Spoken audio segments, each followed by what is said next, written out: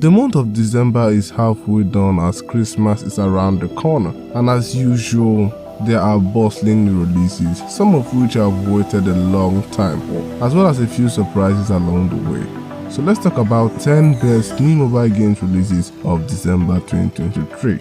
And before we begin, I just want to wish a Merry Christmas to all my faithful subscribers and all my faithful viewers. Just know that Jesus Christ loves you. Starting the list with an upcoming game, SpongeBob Cosmic Shake. The popular animated series that I still watch has brought their second open world SpongeBob game to the App Store, at least the ones I know of. The game looks a lot like Battle of Bikini Bottom in terms of graphics and overall gameplay, which I have played and it was fun, a little buggy but still enjoyable. In Cosmic Shake, you play as the iconic duo Patrick and SpongeBob as they untangle a cosmic dimensional mess they created using magic bubble soup. Yeah, classic SpongeBob. Jump into different timelines to save your friends, bring back iconic land masses lost to the dimensional rift, and defeat evil bubbles. It brings colorful phone-lagging 3D graphics, beautiful environment, iconic characters, and everything in between. It's a beautiful game with a goofy story featuring iconic SpongeBob characters, so that's all I need to actually play it. Next up is a horror title, Paper Bride 5. The fifth installment in quite the popular Chinese horror series. You are a player trying to escape from the cast of the Zangling village. In order to understand this, you have to have played the recent games.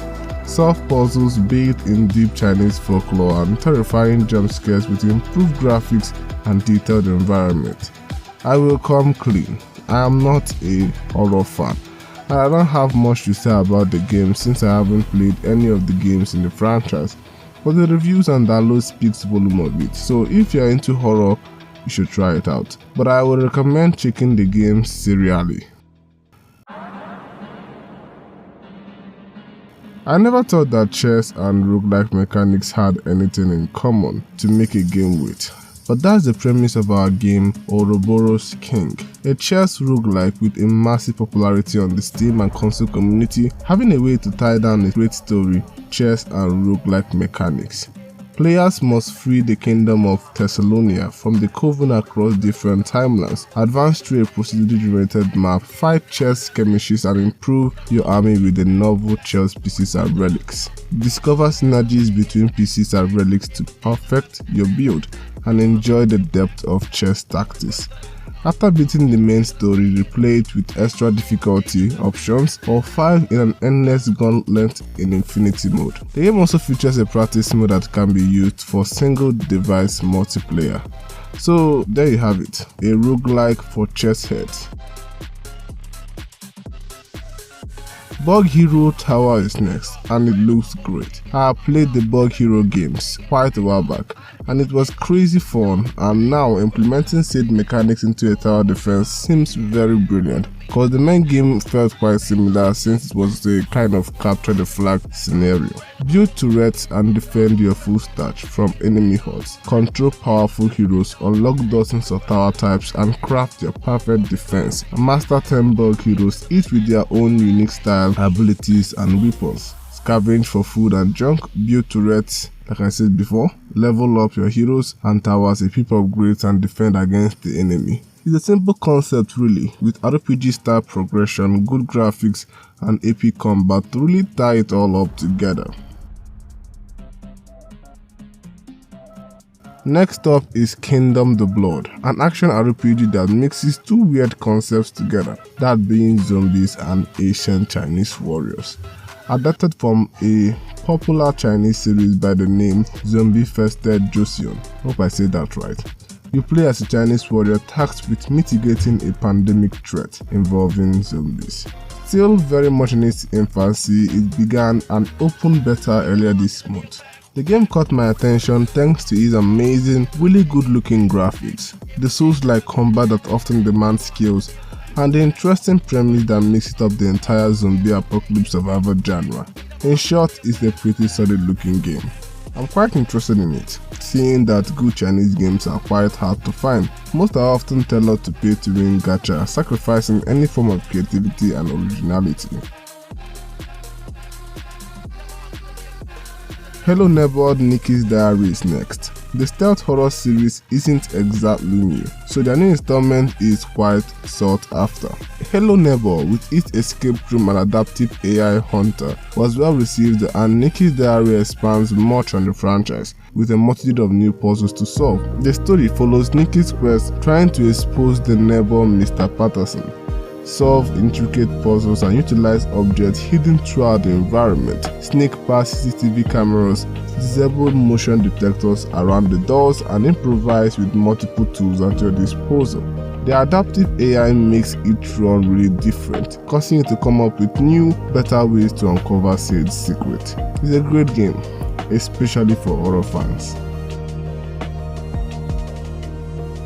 There have been many 1 vs all roguelikes in the recent years, from Pecos to Vampire Slayers, and Star Survivor, the next game on our list, joins the genre but with a sci-fi battleship twist.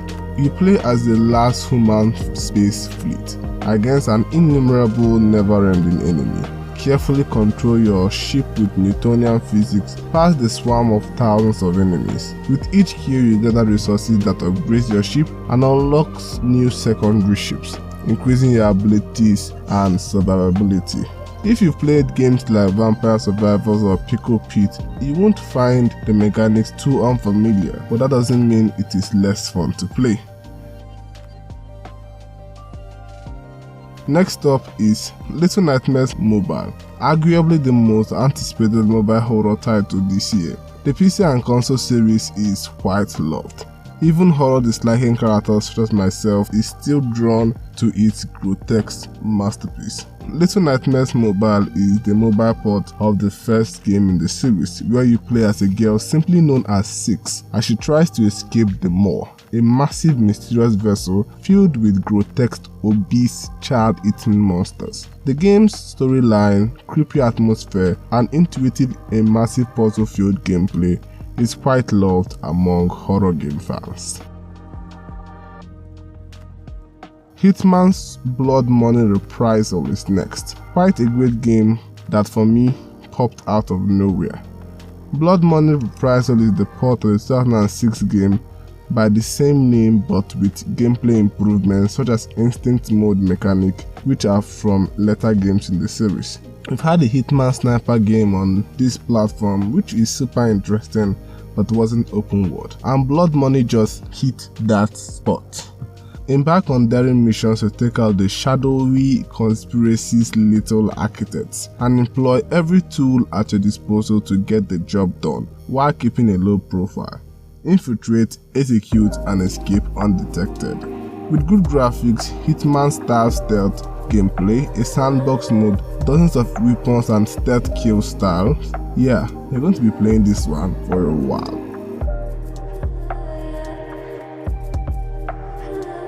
Death's Door is next, arguably the best Netflix game this year, a ported version of the incredibly popular Zelda-style action game. You play as a raven in a world where ravens are also grim reapers, trapped in a mission to collect souls. You must now work your way through several colorful worlds and locations to save your hide, because for some reason, Death Reapers can also die. Death's Door is absolutely engaging with good graphics, colorful, beautiful environment, Souls-like difficulty, Zelda-style labyrinth, and beautiful music. And let's not forget about the cool boss fights. What more is there to ask for? Now before we go, I'm obligated to mention some worthy games that couldn't make the list, such as Goat Simulator 3, the Chaos Causing Goats are back, and the GTA trilogy. Yeah, this one needs no introduction. And with this, we are done with the list. Merry Christmas once again to my lovely viewers, and as usual, comment down your opinions on the list, and feel free to give me video ideas, because it's getting hard to do it myself. It's your host P-Dog, and if I don't see you again this year, Happy New Year in advance. I'm out though!